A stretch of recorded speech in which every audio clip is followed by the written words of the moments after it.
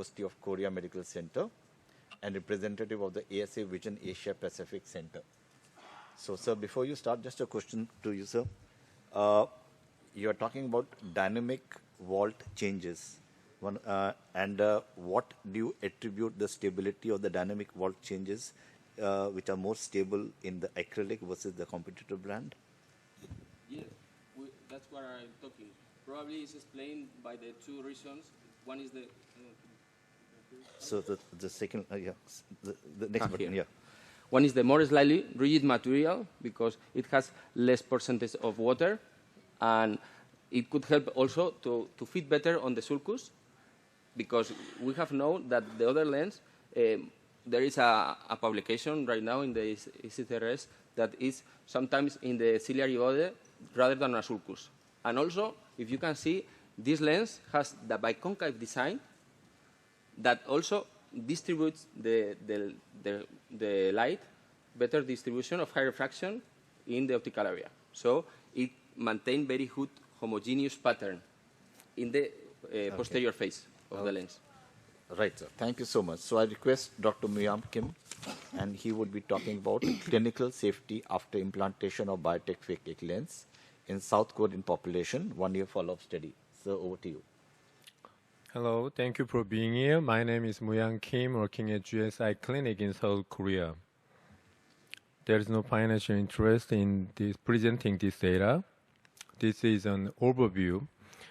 This presentation will focus on the 1-year result of the more than 10,000 cases of Biotech PHAKIC IOL experiences.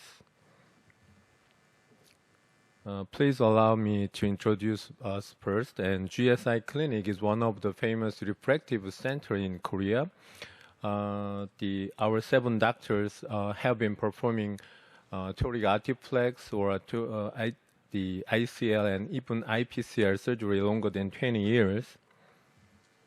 But recently we started the Biotech PHAKIC IOL surgery, first in Korea. And last year we reached 1,000 cases and 1,500 now. Among YouTube channels, the speaking in Korean, my site to support patient education as an eye doctor has the largest number of subscribers. Anyway, now let's move on to main topic.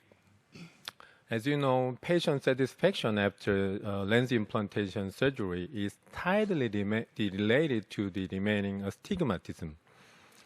Biotech PHAKIC IOL has some characteristics: larger aspheric optic, more rigid plate tab haptic, and considerably high bolt structure.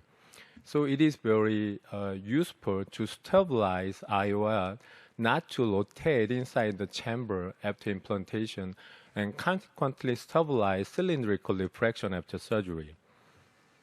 And we can expect the cataract progression might be prevented because this IOL does not touch the lens anterior surface, and soft gel-wise material is easy to be inserted into an injector and easy to be manipulated inside the chamber, even in narrow anterior chamber space, so it will not touch and hurt endocellular cells. In next few slides, I will show you the study design. We included 782 eyes of 386 patients. Astigmatic cases more than 1 diopter were treated using toric IOL. Most patients are highly myopic, not suitable for laser treatment, and over 21 years old, and having enough endocellular cells. Patients with narrow anterior chamber and glaucoma or uveitis history were excluded.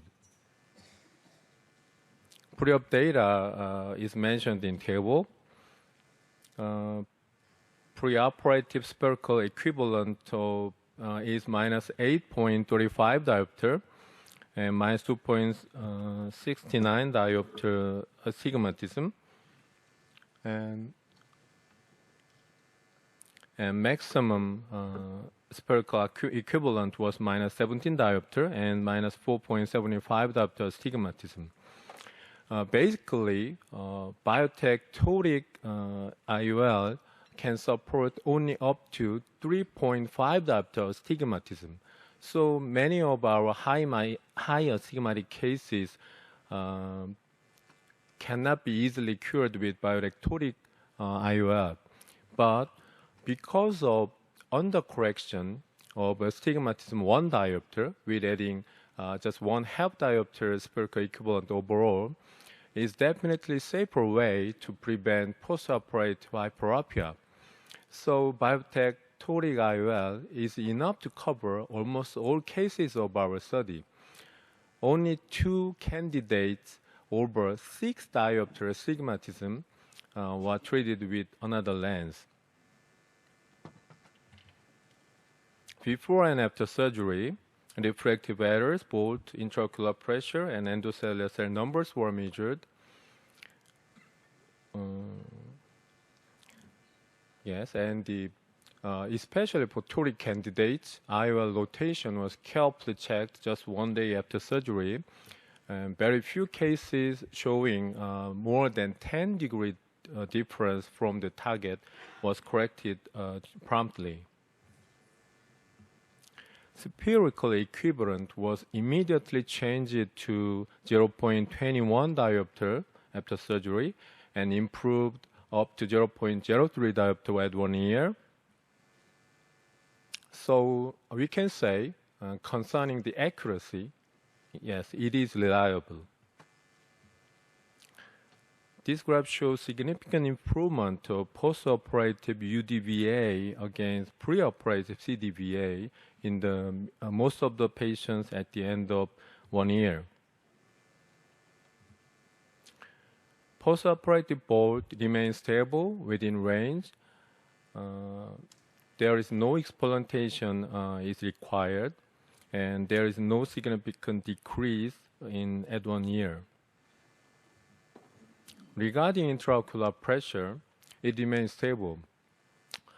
During 1 week after surgery, we prescribed Elazop twice, that's enough. But besides, in some cases, IOP jumped up due to the obstruction of central optic hole with inflammatory membrane. Yeah, that is maybe happened.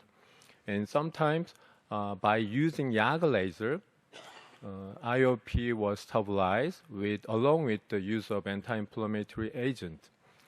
For severe inflammatory cases, intravitreal antibiotics was needed, but all inflammatory cases were cured successfully and no IOL was removed. Endocellular cell numbers, there is no significant change, and at the 1 year, only 1.7% of cell loss was found. Yes, and we inserted PHAKIC toric IOL for 430 cases. And because we studied toric cases 6 months later than non-toric version, so these patients were followed up 6 months for about the refraction, both IOP and rotational stability. Spherical refraction, yes. Here is about a result of toric IOL. It shows a very good spherical refraction correction, same as the non-toric version. And if you want to get a suitable IOL data for Biotech toric IOL, you need keratometry, WTW value, and internal edge depth, and phakimetry also. But practically, it's very simple. If you get connected to optiplexcalculators.com, you can easily get the most appropriate data. Well-designed Biotech calculators program can easily support IOL data. It's not easy. And residual spherical refraction at 6 months is just 0.19 diopter. This graph shows cylindrical refraction. Yeah, that result was perfect. Considering amount of astigmatism before surgery is about 2.69 diopter. So yeah, result is wonderful, I think. But within 1 week, the result is not fully achieved because of wound healing process, but it tends to reduce to expecting value, and at 6 months, post-operative residual spherical fraction is just 0.36 diopter, which was all accepted by the patient. And there is no difference between superior and temporal incision site. Originally, company recommended temporal incision, but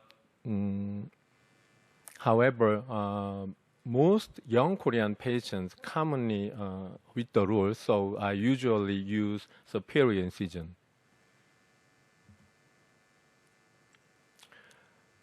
This graph shows significant improvement of post-operative UDVA compared to preoperative CDVA at 6 months, and more than 93% of patients achieved UDVA 2025.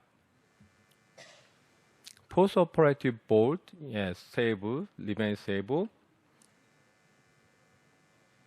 And the cellular cell damage is not clinically significant. At 6 months, only 2.12% loss was found.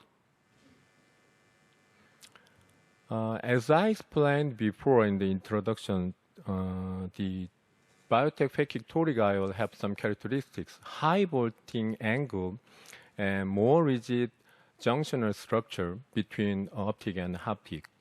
So it is very easily stabilized inside the anterior chamber, and there is very few cases to be manipulated to the target. I mean, among the 430 cases, only 2 cases show more than 10-degree distance from the target. Here is a brief surgery video. I prepared to superior incision. Through it, yes, compared to another lenses, we can gently push out slowly. Easy to be inserted and rotate smoothly. Because the haptic edge is more rigid than another ICL, so it is easy to be inserted.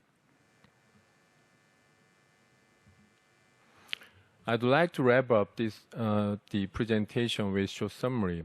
Biotech PHAKIC IOL is really effective for high myopia and shows excellent stability without rotation.